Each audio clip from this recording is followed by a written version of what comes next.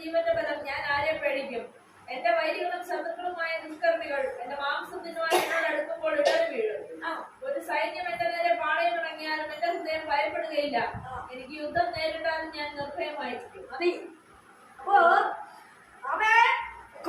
എന്റെ വെളിച്ചമെന്ന് പറയുമ്പോൾ ഈ ഭക്തൻ ഇരുട്ടില്ല, ഇരുട്ടാവാതെ ചുറ്റിനും. കാരണം ഇരുട്ട് ഭയപ്പെടുത്തുന്നതാ, പലപ്പോഴും നമ്മളെ നിരാശപ്പെടുത്തുന്ന അനുഭവമാണ്.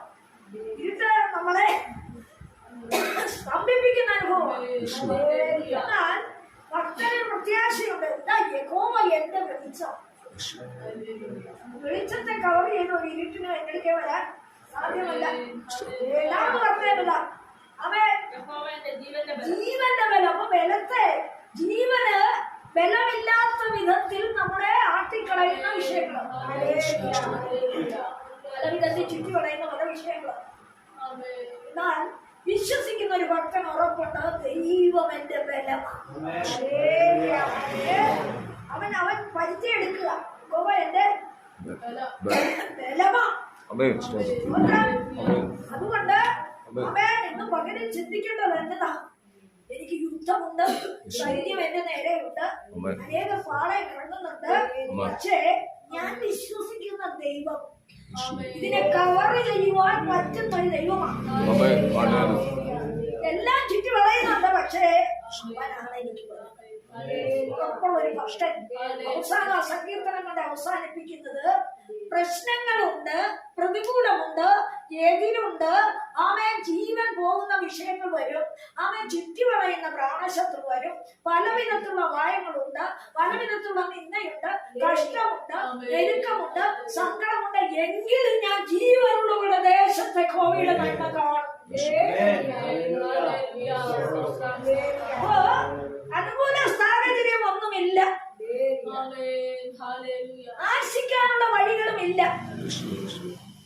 എന്നാൽ ഭക്തന് പറയാനും ആശിക്കാനും ഉള്ളത് എന്താ? ഞാൻ ജീവിക്കുന്ന കാലത്തോളം എന്റെ ദൈവത്തിന്റെ നന്മ ഞാൻ കാണും. പകലിൽ ഉറപ്പുള്ള ഭക്തൻ പറയണം, ഞാൻ ജീവിക്കുന്നത് ദൈവത്തിന്റെ, ഞാൻ ആശ വച്ചിരിക്കുന്നത് ദൈവത്തിലാണ്, ഞാൻ ആശ്രയിച്ചിരിക്കുന്നത് മനുഷ്യരിലല്ല, പ്രമുഖന്മാരിലല്ല, ദേശക്കാരിലല്ല, ചുറ്റുവട്ടത്തല്ല, സഹോദരവർഗത്തിലല്ല. അവരൊക്കെ എന്നെ സംരക്ഷിക്കുമെന്നുള്ള ആശ എനിക്കില്ല. ഞാൻ ആശ്രയിക്കുന്ന എന്റെ ജീവനെ നിലനിർത്തിയിരിക്കുന്ന, എന്നെ ജീവിപ്പിക്കുന്ന എന്റെ ഉടയവനായ ദൈവത്തിന്റെ ബലത്തിലാണ് ഞാൻ നിൽക്കുന്നത്. എങ്കിൽ ജീവനുള്ളവരുടെ ദേശത്ത് അവൻ എന്നെ സൂക്ഷിക്കുകയും അവന്റെ നന്മ ഞാൻ അനുഭവിക്കുകയും ഇതിനെ കുറയ്ക്കാനുള്ളത് എന്താ? ജീവനുള്ള ദേശത്ത് നന്മ ഞാൻ കാണും.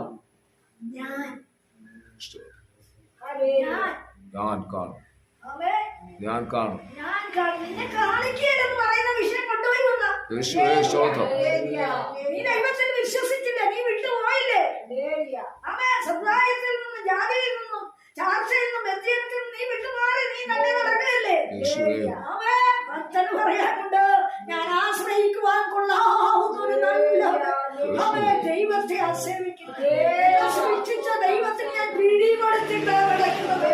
അതുകൊണ്ട് ഈ ദേശമേ, എന്നെ ചുറ്റിവളയുന്ന പ്രാണശത്രുവെ, എനിക്കെതിരെ പതിയിരിക്കുന്ന വ്യക്തിയെ, എന്റെ വീഴ്ച കാണുവാൻ നോക്കുന്ന ശത്രുവെ, നിനക്കെന്നെ പരാജയപ്പെടുത്തുവാൻ സാധ്യമല്ല. കാരണം എന്തെന്നറിയാവോ? ആമേൻ, ആമേൻ. നീ എന്തൊക്കെ ചിന്താഗതിയില്, എന്തൊക്കെ വേദവെപ്പില്, എന്തെല്ലാം ഗൂഢപദ്ധതിയില്, എന്തെല്ലാം കൂടിയാലോചനകളില്, എന്തെല്ലാം ദുരുപദേശങ്ങളില് എന്നെ വലയ്ക്കുവാൻ, തകർക്കുവാൻ നീ എനിക്കെതിരായി എഴുതുവോ, എന്റെ കുടുംബത്തിനെതിരായി എഴുതുവോ, എന്റെ കുടുംബത്തെ നിലം പരിചാക്കുവാൻ, എന്നെ വീഴ്ത്തിക്കളയുവാൻ, ഭൂമിയിൽ നിന്ന് ഛേദിച്ചു മാറ്റുവാൻ എന്തൊക്കെ പ്രക്രിയ നീ ചെയ്തിട്ടുണ്ടെങ്കിലും ഞാൻ ജീവിക്കുന്നത്, ഞാൻ ആശ്രയിക്കുന്ന ദൈവത്തിന്റെ കരത്തിലാണ്.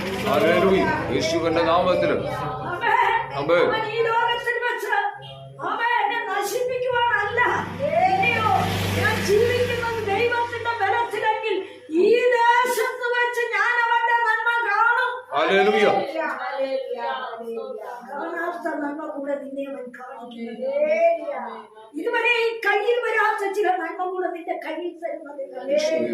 നീ ആശ്രയിച്ചിട്ടും നേടാത്ത ചില വിഷയങ്ങൾ നിന്റെ കയ്യിലേക്ക് അടുത്തു വരികയാണ്. നാളുകളായി നീ പ്രാർത്ഥിച്ചിട്ടും ഉദ്ധാരണമില്ലാത്ത ചില പദ്ധതിയുടെ പൂർണ്ണത നിന്റെ കുടുംബത്തെ ഈ നാളുകളായി ആഗ്രഹിച്ചിട്ട് നിന്റെ കേടുകൾ പോക്കുന്നില്ല, നിന്റെ സഹോദര വർഗത്തിന്റെ കേട് മാറുന്നില്ല, എന്റെ കുടുംബത്തിന്റെ എന്റെ തലമുറയുടെ കേട് മാറുന്നില്ല എന്ന് നീ വേദനപ്പെട്ടു കൊണ്ടിരിക്കുമ്പോ ജീവനുള്ളവരുടെ ദേശത്ത് വെച്ച് തന്നെ നീ എന്തെല്ലാം ആഗ്രഹം ദൈവസന്നിധി വെച്ചോ അത് നടക്കാൻ പോകുകയാണ്.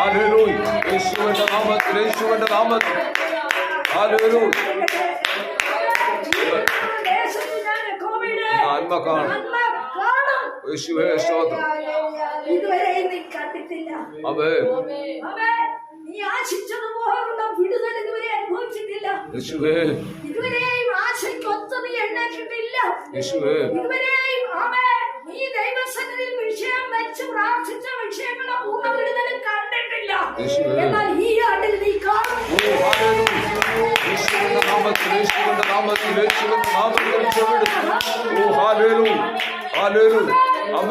ആണ്ടിൽ നീ കാണുമെന്ന് ചില വിഷയങ്ങൾ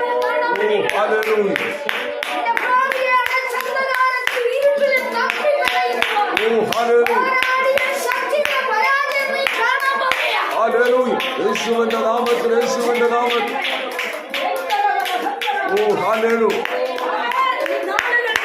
പരാജയം നിന്നെ കാണിക്കുമെന്ന് നിന്റെ പിന്നാലെ വാളൂരി നടക്കുന്ന ചിലർ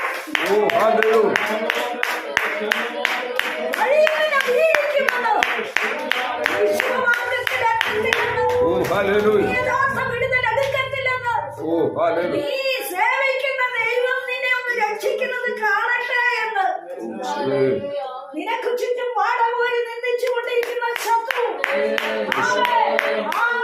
അവരുടെ മുമ്പിൽ ദൈവം നിന്നെ ഉയർത്തുന്നത് നീ കാണുന്നില്ല. യേശുവിന്റെ നാമത്തിൽ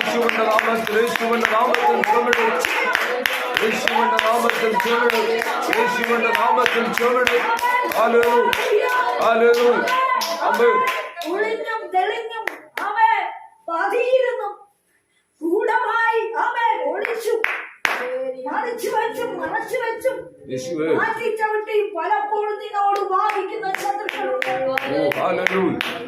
യേശുവിന്റെ നാമം. എന്നാൽ ഇന്ന് പകൽക്കാലം പരിശുദ്ധാത്മാവ് നിന്നോട് ആലോചന പറയുക. ദൈവം പറയുക നിന്നോട്, ഇതുവരെ നിന്റെ കണ്ണിൽ വെളിപ്പെടാത്ത ചില നന്മ വിഷയങ്ങൾ, ചില വൃത്തിയുള്ള വിഷയങ്ങൾ, നിന്റെ മടിയിലെടുക്കാത്ത ചില വൃത്തിയുള്ള അളവുകൾ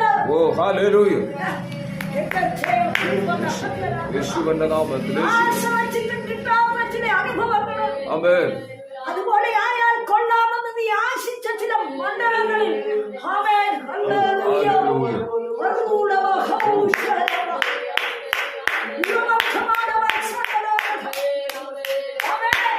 കാറ്റടിപ്പിച്ച് കടത്തിലേക്ക് സമനായി കാറ്റ് ഓടവും കടന്നു എന്ന് നിന്റെ പടകിനെ ആഞ്ഞടിക്കുമ്പോൾ ഇതിൽ മുങ്ങി പോകുമോ എന്ന് ചോദിച്ച് ആഴമായി നിന്നെ ഭയപ്പെടുത്തിയ മരണ വെല്ലുവിളികളുടെ നടുവിൽ പുതിയ സ്റ്റെപ്പുകൾ ഉയർത്തിക്കൊണ്ട് നിന്റെ പടകിനെ ഉയർത്തി മറ്റുള്ളവർ കാണുക.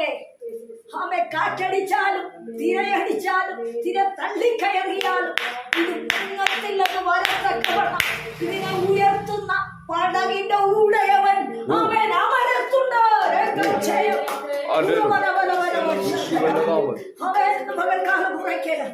കണ്ടിട്ടില്ലാത്ത ചില നന്മയും അളവുകളും ഈ ദിവസങ്ങൾ നീ മടിയിലെടുക്കാൻ പോവുകയാണ്. നീ അനുഭവിച്ചിട്ടില്ലാത്ത സന്തോഷത്തിന്റെ നിന്റെ കണ്ണുകൊണ്ട് നീ കാണാൻ പോവുകയാണ്. നീ ആശ്രമിച്ച് തുഴഞ്ഞിട്ടും എത്താത്ത ചില മണ്ഡലങ്ങളിൽ, ചില കര തൊടുന്ന വിഷയങ്ങളിൽ, ചില കരയിൽ നീ കയറി പറ്റുന്ന വിഷയങ്ങളിൽ കോവിഡ് ആത്മാവിനെ എടുത്തു വെച്ച് മരിക്കാൻ പോവുകയാണ്. അത് നീ കാണാൻ പോകുക. അത് നീ അനുഭവിക്കാൻ പോകുകയാ, ആമേൻ. അത് നീ അളക്കാൻ പോകുകയാ, ഹല്ലേലൂയ. അത് നീ മടിയിലെടുക്കാൻ പോകുകയാ, അത് ഹല്ലേലൂയ. നീ തൃപ്തിപ്പെട്ട് അതിൽ സന്തോഷിക്കാൻ പോകുകയാ. ഹല്ലേലൂയ. ആരെ ഞാൻ വിശ്വസിച്ച് അവനെ ദേശത്ത് നന്മ കാണും ആമേൻ. എന്ന് വിശ്വസിച്ചില്ലെങ്കിൽ കഷ്ടം. കഷ്ടം. സ്തോത്രം. എന്നിട്ട് സങ്കീർത്തനക്കാരൻ അവിടെ പറയുക, എന്ത് ചെയ്യണം? ഇത് പ്രത്യാശ. അവയെ നീ സേവിക്കുന്ന ദൈവത്തിലാണ്. അവയെ നമ്മുടെ ചിട്ടികൾ കൂടാറുണ്ട്, കടമ്പളം എടുക്കാറുണ്ട്, വെയിലിന് പൈസ എടുക്കാറുണ്ട്, പല വിധത്തിൽ നമ്മൾ പലതും തട്ടിക്കൂട്ടാൻ ശ്രമിക്കും. അല്ല, ഇതൊന്നും വേണ്ടെന്ന് ഞാൻ പറഞ്ഞില്ല. ആലേലിയ. എന്നാൽ ഇതൊക്കെ ചെന്ന് ചേരുന്നത് അവസാനം ഭാരപ്പെടുത്തുന്ന വിഷയത്തിൽ അവയെ നെക്കിക്കളയുന്ന അനുഭവത്തിൽ. എന്നാൽ ദൈവം പറയാ, അവയെ നീ ദൈവത്തോട് ചോദിക്കേ. ആലേലിയ. എന്താ? അവയെ ദൈവമേ വിളിച്ച ദൈവം നീ വിശ്വസ്തൻ. ഇതാണ് പ്രത്യാശ. നടക്കാത്തൊരു കാര്യം ദൈവഹിതമാണെങ്കിൽ എനിക്ക് ചെയ്തു തരണം. ആദ്യം ദൈവത്തിന് നിന്റെ ജീവിതത്തിൽ വിശ്വാസത്താൽ സ്ഥാനം കൊടുക്കുക. അതാണ് പ്രത്യാശ. കാണാത്ത കാര്യങ്ങളുടെ നിശ്ചയം, അതാണ് വിശ്വാസം. ഇതുവരെയും കണ്ടില്ല, ഇതുവരെയും കയ്യിൽ വന്നില്ല, ഇതുവരെയും ആമേൻ നമ്മളൊന്നും ചോദിച്ചുമില്ല. എന്നാൽ ഇന്ന് പകലിൽ ദൈവം പറയുക, ആമേൻ, നീ വിശ്വസിച്ച ദൈവത്തിന്റെ ഭണ്ഡാരത്തിൽ നിനക്ക് വേണ്ടി ആ ഭണ്ഡാരത്തിൽ നീ ചോദിക്ക്. നീ ഭക്തിയുള്ള വ്യക്തിയാണോ? നിനക്കത് തരും. ദൈവത്തിൽ പ്രത്യാശ വയ്ക്കുക. പ്രത്യാശ നിന്റെ ആഗ്രഹം, ആമേൻ, നിന്റെ പ്രാർത്ഥന, ആമേൻ, നിന്റെ അടുപ്പം, നിന്റെ വിശ്വാസം. അല്ലെങ്കിൽ ആമേൻ ഇന്നവരോട് ഇന്നവരെ കൊണ്ട് ആമേൻ ഞാൻ ഇതൊക്കെ ചെയ്യിപ്പിക്കാം എന്ന് തോന്നിയാൽ വെറുതെയാ. എന്നാൽ മുൻപേ അവനിലുള്ള ആശ നിന്നിൽ വെളിപ്പെടട്ടെ. അവനെന്റെ ആഗ്രഹം നൽകി തരുമെന്നുള്ള ഉറപ്പ് നിന്നിൽ വെളിപ്പെടട്ടെ. അവന്റെ ഹൃദയത്തിന്റെ പ്രസാദത്തിന് വേണ്ടി നിന്റെ ഹൃദയം ഒന്ന് ചായച്ചു കൊടുക്കട്ടെ. അവനോട് ചോദിച്ചു, അവൻ അല്പം വൈകിയാലും ഞാൻ അതിനായി കാത്തിരിക്കും, അവൻ എനിക്ക് വേണ്ടി ചെയ്യും. ആ പ്രത്യാശയിൽ നീ അങ്ങ് ഉറപ്പിക്കും. അതേ നിന്റെ ഹൃദയം ഉറച്ചിരിക്കട്ടെ. പ്രത്യാശ വയ്ക്കുക. എന്നിട്ട് എന്ത് ചെയ്യണമെന്നാ? യഹോവയെങ്കിൽ പ്രത്യാശ വെക്കുക, ധൈര്യപ്പെട്ടിരിക്കുക, ഹൃദയം ഉറച്ചിരിക്കട്ടെ. അതേ യഹോവയെങ്കിൽ പ്രത്യാശ വെക്കുക. 2 പ്രാവശ്യം പറയുന്നു പ്രത്യാശ വയ്ക്കുക എന്ന് പറഞ്ഞാൽ എന്താ? പ്രത്യാശ എവിടെയാ? മനുഷ്യന്റെ പ്രത്യാശ ചിലർക്ക് വസ്തുവിന്മേല ഇന്നത് പോലെ വസ്തു എടുത്താൽ ഇന്ന കാര്യങ്ങളൊക്കെ ചെയ്തെടുക്കാം. ഇന്ന പോലെ വീട് വെച്ചാൽ അതിലൊക്കെ സൂചിച്ച് കുളച്ച് പൊതിക്കാം. ഇന്ന വാഹനം ഉണ്ടെങ്കിൽ അതിലൊക്കെ ഉയർച്ച കാണിച്ച് നടക്കാം. പ്രത്യാശ വസ്തുവോട് വസ്തു കൂട്ടുന്നതും വീടോട് വീട് ചേർക്കുന്നതും നമ്മളുടെ വാഹനത്തിൽ കയറുന്നതും ഒന്നും ആയിരിക്കില്ല. മക്കള് തലമുറ ഉയർന്നു പോയാല് അവർ പല രാജ്യങ്ങളിൽ പോയി രക്ഷപ്പെട്ട് പണം ഇഷ്ടംപോലെ വാരാം. സുഖിച്ച് പൊളച്ച് ഒരു പ്ലെയിനിൽ നിന്ന് മറ്റൊരു പ്ലെയിനിലേക്ക് ചാടാം. സുഖിച്ച യാത്രകൾ ഒരുക്കാം. വിശ്വാസത്തിന്റെ സേവയും ഒരു വശത്താകാം. എന്നാൽ ഒരു സൈഡ് ബിസിനസ് ആ വിശ്വാസം. അല്ല, ഒരു സൈഡിലേക്കും കൂടെ വിശ്വാസം പോയിക്കോട്ടെ. പക്ഷെ ലക്ഷ്യം എന്നാ? പ്രത്യാശ എന്നാ? ഭൂമിയിലെ ആശ എവിടെയാ കിടക്കുന്നത്? ചില കാര്യങ്ങൾക്ക് നടപടി ഉണ്ടായി അതിലൊക്കെ പുളച്ചു മതിച്ച് സുഖ സൗകര്യങ്ങളും ലൗകിക വിഷയത്തിലെ ഉയർച്ചകളും വമ്പുള്ള ഗവിഷ്ടമായ ഇരിപ്പിടങ്ങളും സിംഹാസനങ്ങളും കൂട്ടുകെട്ടുകളും ബലവും ഒക്കെ കാണിച്ച് ഞാൻ വമ്പനാണെന്നും ഉയർന്നവനാണെന്നും എനിക്ക് സകലവും കഴിയുമെന്നുള്ള നിന്റെ മഹത്വത്തിന്റെ ഈ ലോകത്തിലെ മഹത്വം അന്വേഷിക്കുന്ന കൂട്ടുകെട്ടിലല്ല നീ ഉയർച്ച കാണിക്കേണ്ടത്. അവനിലുള്ള പ്രത്യാശ മൂലം ഹൃദയത്തിലൊരു ഉറപ്പുണ്ടാകണം. ഞാൻ എന്റെ ദൈവത്തിന്റെ സന്നിധിയിൽ അവനെ പ്രസാദിപ്പിച്ച് അവന്റെ ഹിതം ചെയ്ത് അവന്റെ ആശയ്ക്കൊത്ത് അവന്റെ വചനം പ്രമാണിച്ച് അനേകരെ തീയിൽ നിന്ന് വലിച്ചെടുത്ത് അനേകരെ ദൈവഹിതത്തിൽ എത്തിച്ച് ദൈവവചനം പ്രമാണിക്കേണ്ടതിന് വിശുദ്ധ സംസർഗത്തിൽ കൂടി ആർക്കും ഭാരമാകാതെ ആർക്കും ഇടർച്ചയാകാതെ ആരെയും പെന്തിക്കോസുകാർ ചെല്ലുന്നിടത്തൊക്കെ ആത്മാക്കളെ നേടും. പെന്തിക്കോസുകാരുമായിട്ട് എല്ലാരും കൂട്ടുകെട്ടാൻ സമുദായക്കാർക്ക് ഇഷ്ടമില്ല. അങ്ങനല്ല, അവിടെ വായും ദൈവവചനേ ഒരു ലോകകാര്യം പറയാനൊന്നും. ചിലര് വന്നിരുന്ന അവിടെ തന്നെ പാമ്പ് ചാടുക അല്ലേ?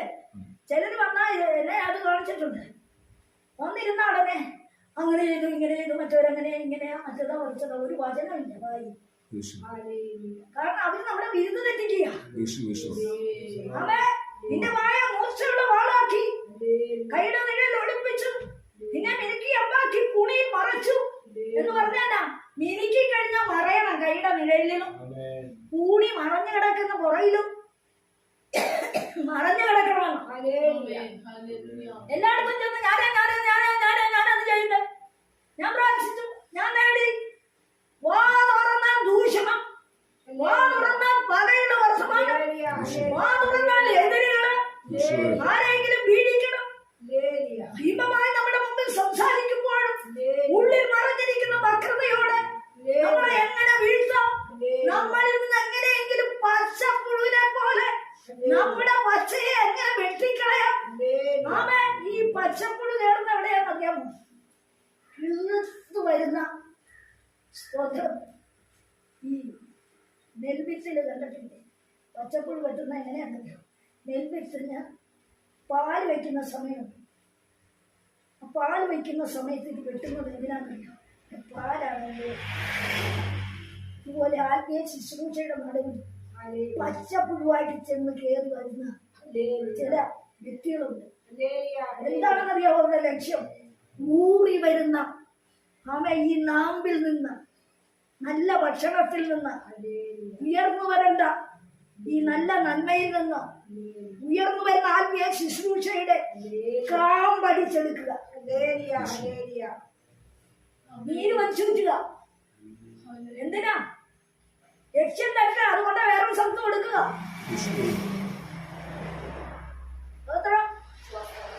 അതുകൊണ്ട് ഒടിപ്പം അങ്ങനെ വെച്ച് എനിക്ക് ദൈവം വെളിപ്പെടുത്തിയെന്ന് പറഞ്ഞ് മറ്റു സ്ഥലത്ത് കൊണ്ട് കൊടുക്കുക. ദൈവത്തിന് സ്തോത്രം. പകൽക്കാലം ഓർക്കണം, പച്ചപ്പുഴുക്കളെ അവേ പച്ചപ്പുഴുക്കളെ എല്ലാവരും ആത്മീയരല്ല. കാഴ്ചപ്പാടില്ലാത്തവര് ഇപ്പൊ ഇറങ്ങിയ ശുശ്രൂഷകരെ എല്ലാവരെയും കൂട്ടി തല്ലിക്കും. കാഴ്ചപ്പാടില്ല. ആമേ, എന്നാൽ ഇതടി കൂടെ കയറി നമ്മളെ തുരങ്കം വയ്ക്കുന്ന ശക്തി. സ്തോത്രം. ആമേ, നമ്മുടെ ആമേ ശുശ്രൂഷയുടെ വിശാലതയെ തടുക്കുന്ന ശക്തിയാണ്. സ്തോത്രം. എന്ത് ചെയ്യണം? നമ്മള് പ്രത്യാശാമങ്കലായിരിക്കണം. നിന്റെ ഹൃദയത്തിന് ഉറപ്പ് പ്രാപിക്കണം. ഞാൻ സേവിക്കുന്ന ദൈവം എനിക്ക് വേണ്ടി വൻകാര്യം ചെയ്യും. ഞാൻ സേവിക്കുന്നത് മനുഷ്യരെ അല്ല, പ്രഭുക്കന്മാരെ ആകർഷിക്കാനല്ല, ദേശക്കാരെ ആകർഷിക്കാനല്ല, ചുറ്റുവട്ടത്തെ ആകർഷിക്കാനല്ല, എന്റെ ദൈവത്തെ ഉയർത്താൻ. അവേ പ്രത്യാശ അവങ്കൽ നിന്ന് വരുന്നു. അവേ നിന്റെ ഹൃദയം ഉറച്ചിരിക്കട്ടെ. അതെ, നിന്റെ ഹൃദയം ധൈര്യപ്പെട്ടിരിക്കട്ടെ. അപ്പൊ എന്താണ്